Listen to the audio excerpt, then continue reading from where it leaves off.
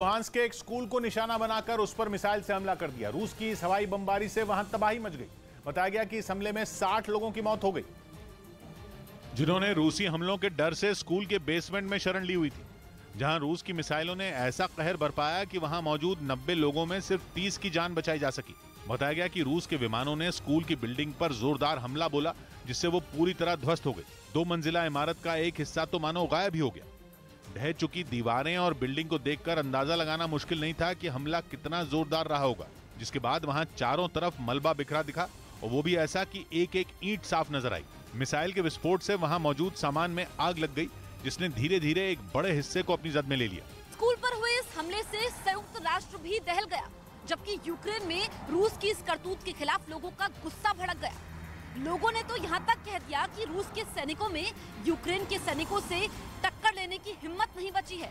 जिसका सबूत है स्कूल की इमारत का ये मलबा, जिसमें दबे लोगों को निकालने के लिए बचाव दल को खासी मशक्कत करनी पड़ी।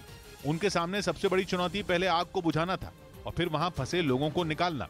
लुहांस्क की सरकार ने दावा किया कि रूस के इस हमले में कम से कम 60 लोगों की जान चली गई।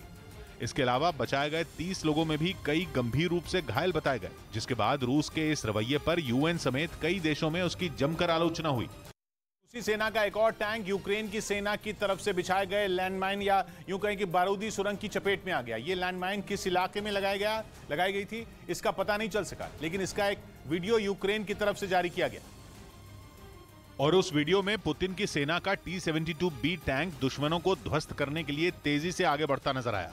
लेकिन थोड़ी दूर जाने के बाद वो यूक्रेन की सेना की तरफ से बिछाई गई लैंडमाइन की चपेट में आ गया। बारूदी सुरंग पर टैंक के चढ़ते ही वहां जोरदार धमाका हुआ, जिससे पूरा इलाका दहल गया। आसपास काले धुएं का गुबार छा गया। कुछ मिनटों के बाद जब धुआं छटा तो रूस का वो टैंक एक बार फिर आगे बढ़ने लगा, लेकिन इस कोशिश में वो दूसरी बारूदी सुरंग पर चढ़ गया। इसके बाद वहां एक बार फिर तेज धमाका हुआ और उससे निकलने वाला धुआं आसपास के इलाके में फैल गया। यूक्रेन ने दावा किया कि लैंडमाइन की चपेट में आने से रूसी सेना का T-72B टैंक पूरी तरह से तबाह हो गया। और उत्तर प्रदेश के रायबरेली में दलित युवक की पिटाई हो गई।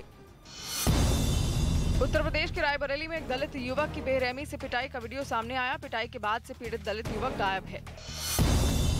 बंगाल की खाड़ी में असली तूफान के बीच फंसे 11 मछुआरों को भारतीय तटरक्षक बल की टीम ने हेलीकॉप्टर के जरिए बचाया।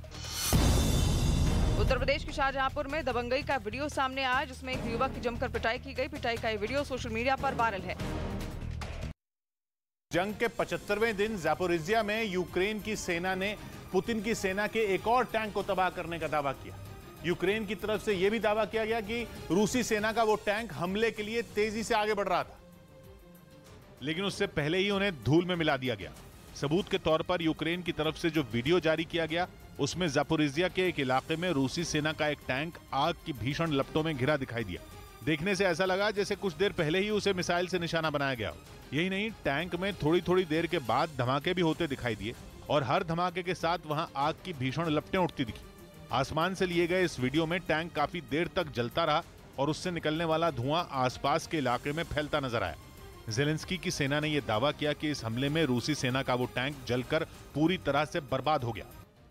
और उधर राजधानी मॉस्को में रूसी राष्ट्रपति व्लादिमीर पुतिन हजारों लोगों के साथ अमर रेजिमेंट परेड में शामिल हुए और दूसरे विश्व युद्ध में मारे गए लोगों और सैनिकों की याद में हर साल विक्ट्री डे के मौके पर यह परेड निकाली जाती है, जिसमें राष्ट्रपति व्लादिमीर पुतिन ने भी हिस्सा लिया। राजधानी मॉस्को के रेड स्क्वायर से अमर रेजिमेंट परेड की जो तस्वीरें सामने आई, उनमें पुतिन अपने पिता की तस्वीर के साथ चलते दिखाई दिए। उनके पिता का नाम व्लादिमीर स्पिरिदोनोविच पुतिन था, जिन्होंने दूसरे विश्व युद्ध में हिस्सा लिया था। इस परेड में दूसरे विश्व युद्ध में मारे गए सैनिकों के घर वाले भी शामिल हुए, जो पुतिन के साथ आगे बढ़ते नजर आए। परेड में सबसे आगे कुछ लोग एक बड़ा बैनर लेकर चलते दिखे, जबकि पीछे हजारों लोग रूस का झंडा लहराते हुए आगे बढ़ते रहे। इस दौरान सड़क के दोनों तरफ मौजूद लोगों ने खड़े होकर परेड को सम्मान दिया। कुछ लोग ताली बजाते दिखे तो कोई झंडा लहराता नजर आया, जबकि कुछ महिलाएं वहां लाल रंग का फूल लेकर खड़ी दिखी। आसमान से ली गई एक तस्वीर में पूरी सड़क लोगों से खचाखच भरी दिखाई दी। भीड़ की वजह से सड़क पर पैर तक रखने की जगह नहीं दिखी। राजस्थान के